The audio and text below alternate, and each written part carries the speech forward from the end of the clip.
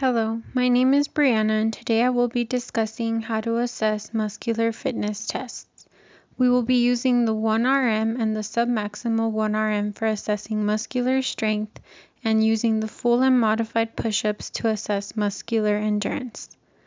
The 1RM muscular fitness test can be done by using a bench press or a leg press. My subject used the bench press. In order to complete these assessments, there is certain equipment that will be needed. For the strength test, we will be using a bench press, weights, clamps for the plates, and a spotter. For the endurance tests, you will be needing a mat. For the 1RM assessment, the subject should warm up by completing a number of submaximal repetitions of the specific exercise that will be used to determine the 1RM. The 1RM can be obtained in 4 trials with rest periods of 3 to 5 minutes. An initial weight should be selected based on the subject's perceived capacity, which is between 50 to 70%. Resistance is then progressively increased by 2.5 to 20 kilograms until the subject can no longer complete these selective repetitions.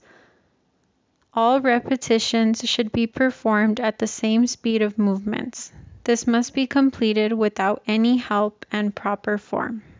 The submaximal 1RM test is directed towards sedentary adolescents and older populations because it does not place a large amount of weight, which can cause injuries such as stress on the bones and muscles. For the submaximal 1RM test, a warm-up will also be included, just like for the 1RM muscular test. You can do a light warm-up of about 10 reps with resting periods of 3 to 5 minutes.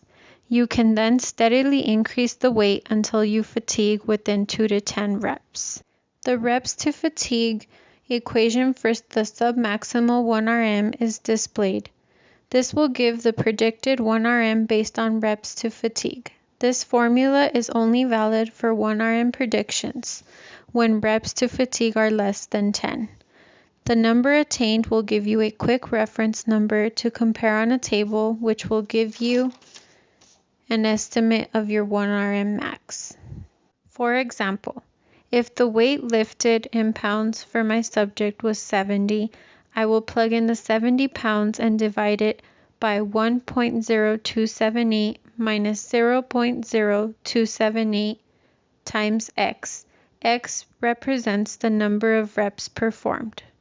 My subject performed 10 reps. After plugging in the correct numbers, I got a predicted 1RM of 93.36 pounds. Now we can move on to the muscular endurance tests.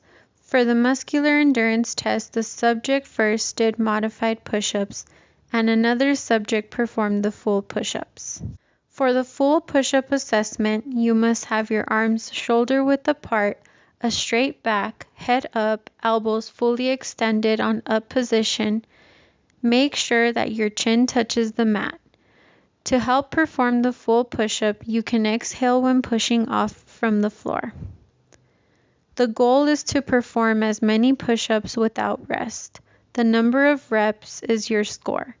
You may stop the test when the proper form is not maintained within 2 reps. In order to complete the modified push-ups, you take the knee push-up position. Begin with your elbows straightened with your back straight, your head up, and ankles plantar flexed.